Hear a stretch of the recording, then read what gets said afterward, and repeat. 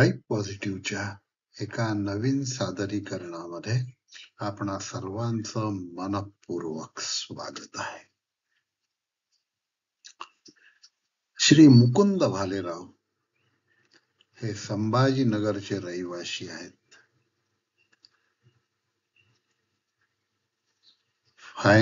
Pharmacy आणि finance मध्ये ते कार्यरत होते आणि त्यांच्यावर एक व्हिडिओ लाईफ पॉझिटिव्हने आधीच सादर केलेला आहे.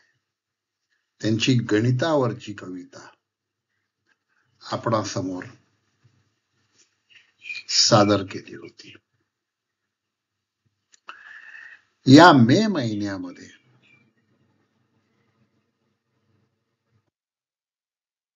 पाकिस्तान, चीन, तुर्कस्तान, अमेरिका यांनी केलेल्या एकत्रित सरळ हल्ला, छुपा हल्ला याच्यामुळे भारतासाठी युद्धजन्य परिस्थिती निर्माण झालेली आहे. श्री मुकुंद भालेराव हे एक संवेदनशील कवी आहेत.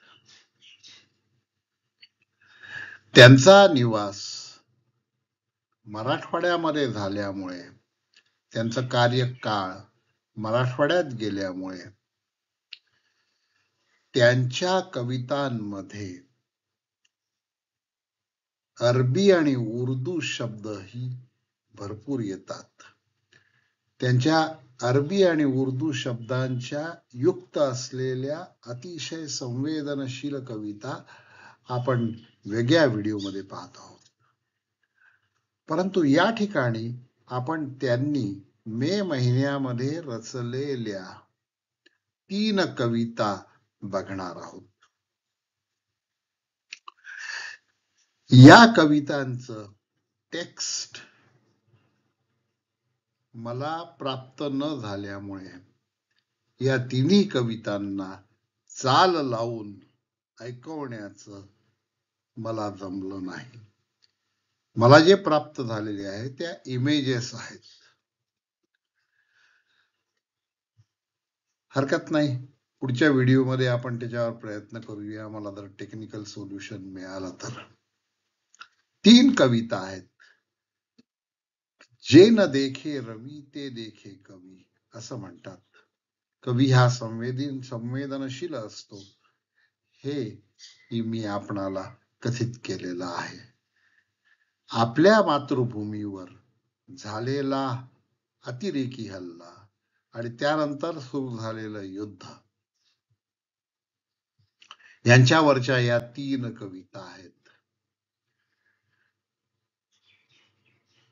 कवी म्हणून मुकुंद भालेराव यांचं किती कौतुक करावं ते कमी आहे. त्यांच्या सर्व कविता या व्यवस्थित टंकलेखित करून त्याला बॉर्डर घालून कुठल्या दिवशी ती कविता लिहिली याचा उल्लेख करून ते पाठवत असतात. हा त्यांचा गुण आपण आपल्या अंगी बाणण्यासारखा आहे. पहिली कविता आहे खूप झाले अपराध आता. पहलगाम हल्ल्यावर नंतरची ती प्रतिक्रिया आहे. ती 13 मेला त्यांनी प्रसिद्ध केलेली कविता आहे. दुसरी कविता अमित्र युद्ध कथा आणि तिसरी कविता उद्घोष धर्मयुद्धाचा आहे. या 3 कविता आपण एका पाठोपाठ एक वाचणार आहोत. त्याचा आस्वाद घेण्याचा प्रयत्न करणार आहोत. या 3 कवितांचं वाचन संपल्यानंतर हा व्हिडिओ संपेल. हा व्हिडिओ आपल्याला कसा वाटला ते कॉमेंटमध्ये नक्की लिहा. मुकुंद भालेराव यांच्याबद्दल आणि यांच्या कवितांबद्दल जर आपल्याला आत्मीयता वाटत असेल तर त्यांचा उत्साह वाढवणाऱ्या कॉमेंट्स आपण द्याव्यात अशी विनंती आहे.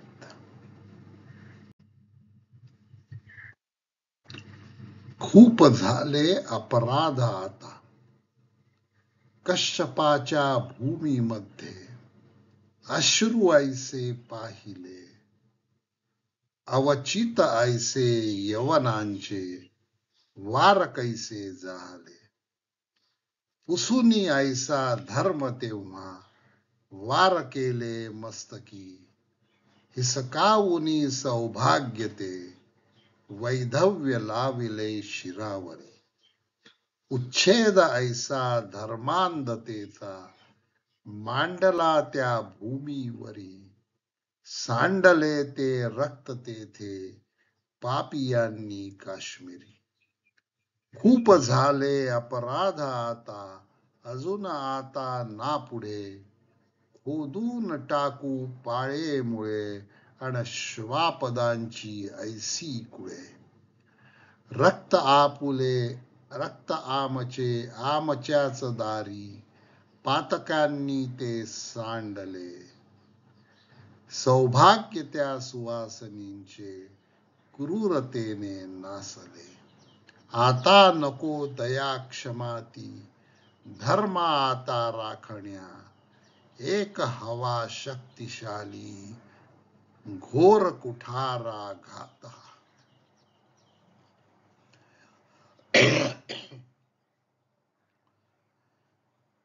कवितेची सुरुवात कश्यप या नावाने होते आहे. त्याच्यावर एक भाष्य करणं आवश्यक वाटतं. कश्यप हे थोर ऋषी होऊन गेलेले आहेत. ब्रह्माजीचे मानसपुत्र ऋषी मरीची यांचा विद्वान पुत्र म्हणजे कश्यप. आणि कवी या ठिकाणी म्हणतो आहे की ही भूमी कश्यपांची आहे. कवितेचं दुसरं वैशिष्ट्य असं,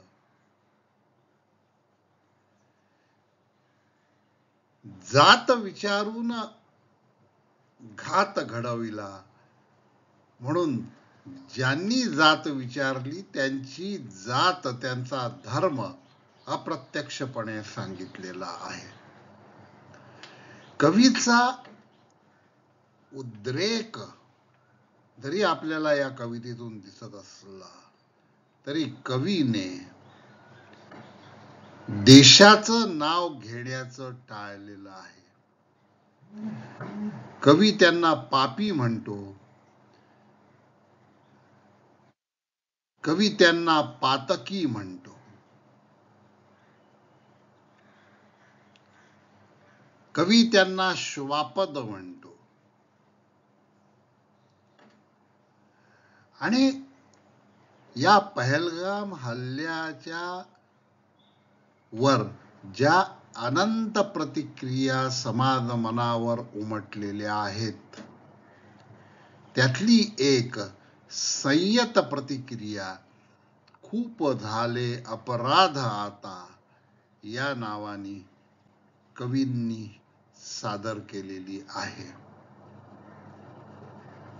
आणि या अपराध झाल्यानंतर भारताने आणि भारताच्या सशस्त्र सेनेने एकत्रित येऊन ऑपरेशन सिंदूर राबवलेलं आहे. तेही आपण बघितलेलं आहे. खाली आपण कवींचं नाव बघता आहात. कवी कुठल्या शहरात राहतात आहे ते दिसतं. कविता केव्हा लिहिली तो दिनांक आहे आणि कविता केव्हा तयार झाली ती वेळ आहे. अतिशय नियोजनबद्ध पद्धतीने आणि अत्यंत संयमी वृत्तीने मांडलेली भावनापूर्ण कविता आपण बघितली. खूप झाले अपराध आता. दुसरी कविता आहे मुकुंद भालेरावांची, अमित्र युद्ध कथा.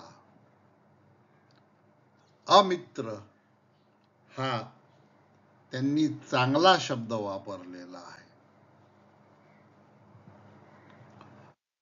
रणशिंग फुंकले आता, सैन्य सज्ज झाले, सिंधूचा जलप्रवाह थांबविला तो सत्वरे. रिपू मधांध जाहला, विवेक नष्ट जाहला, पक्षीराज भक्षण्या बाल सर्प धावला.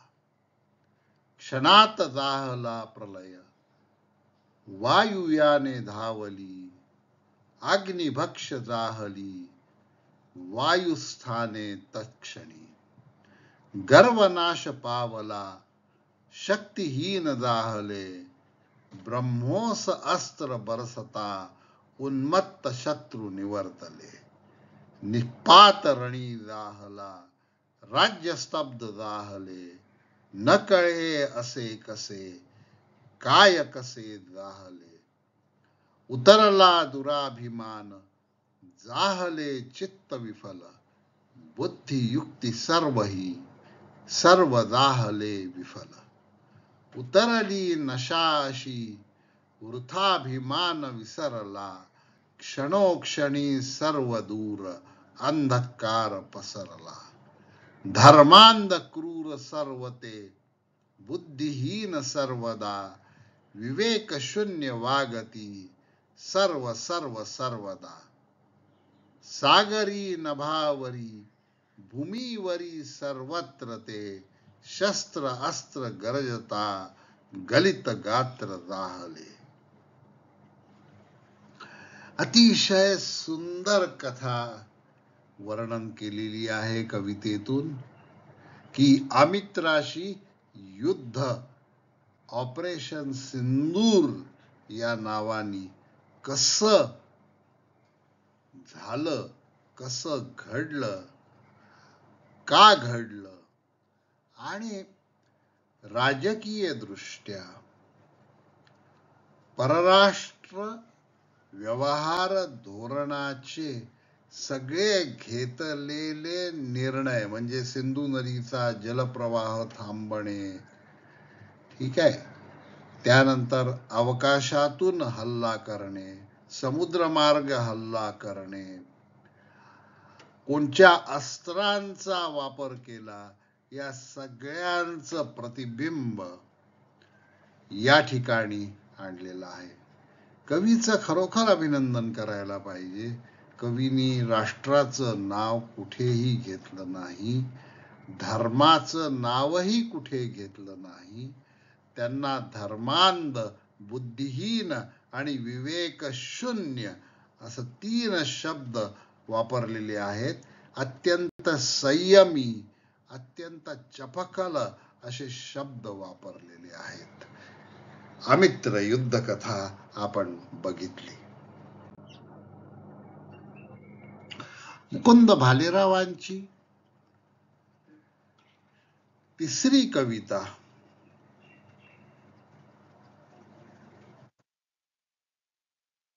घोष धर्मयुद्धाचा. हे धर्मयुद्ध आहे असं कवी म्हणतात आहेत. आणि 17 मेला सकाळी लिहिल्या गेलेली ही कविता आहे. उद्घोष धर्मयुद्धाचा. रक्त सांडले धरती वरती, क्रुद्ध जाहल्या सर्व देवता, करता आज्ञा भारत माता. चीन तुर्कीला कंप जाहला, गंगेच्या त्या तीरावरी, वंगभूमीच्या लघु प्रदेशी, जनाजनांच्या मनामनाशी, भीतीने वाटली स्वप्नाशी. असे उडाले आकाश पुढे अन, भस्म जाहले अग्नियान ते. काही कळेना पाप्यांना ते, काय करावे ते कसे ते. पश्चिमेतला मत्त मवाली, हसता खोटा असत्य बोली, असा ऐकता हुंकार हिंदूंचा, कसा बोलतो काही बाई. पाप्यांच्या त्या देशामध्ये कलह जाहला अंतर्यामी, त्रस्तग्रस्त ते बलुच सारे, उद्घोष तयांचा आकाशी. लाल निळा तो ध्वज फडकावित, केली घोषणा स्वातंत्र्याची, बलुचिस्तान स्वतंत्र राष्ट्र ते, स्वप्न उतरले सत्याशी. उत्तरेत तो खैबर पख्तून, वाट पाहतो उद्घोषाची, वेळ अशी ती अवचित येता, पख्तून भूमी असे निश्चिती. सिंधू सागरी गुर्जर सारे, पुत्र प्रताडित दुःख तयांचे, वाट पाहती योग्य क्षणाची, सिंधू भूमी उद्घोषाची. किशन गंगा चिनाब रावी, सतलज सिंधू सरितांचे, पावित्र्य राखणा असे अबाधिक, धर्म युद्ध ते गरजेचे. आता आली असे वेळ ती, पवित्र कश्यप भूमीची, सहस्र पुष्करणे पुन्हा वेद ऋषांच्या पठणाची. पहिली कविता ही कश्यपाच्या उद्घोषाने सुरू होते, तर तिसरी कविता कश्यपाच्या उद्घोषाने समाप्त होते. एक सर्क्युलर मुवमेंट या ठिकाणी आपल्याला दिसत आहे. या कवितेमध्ये भूगोल आहे, नद्यांचा उल्लेख आहे आणि शेजारी राष्ट्र त्याचे जे 4 तुकडे होणं अपेक्षित आहे, ते 4 तुकडे कसे होणार आहेत, त्यातला एक तुकडा आधीच झालेला आहे, तो बलुचिस्तान. आणि जोपर्यंत तुकडे होत नाहीत त्या राष्ट्राचे, तोपर्यंत अन्याय आणि अत्याचार आणि आतंकवाद संपणार नाही. हे धर्मयुद्ध उद्घोषित झालेलं आहे. मानवतेच्या रक्षणासाठीच हे युद्ध आहे आणि सनातन संस्कृती आणि सनातन संस्कृतीच्या जे निर्माणशील रुचा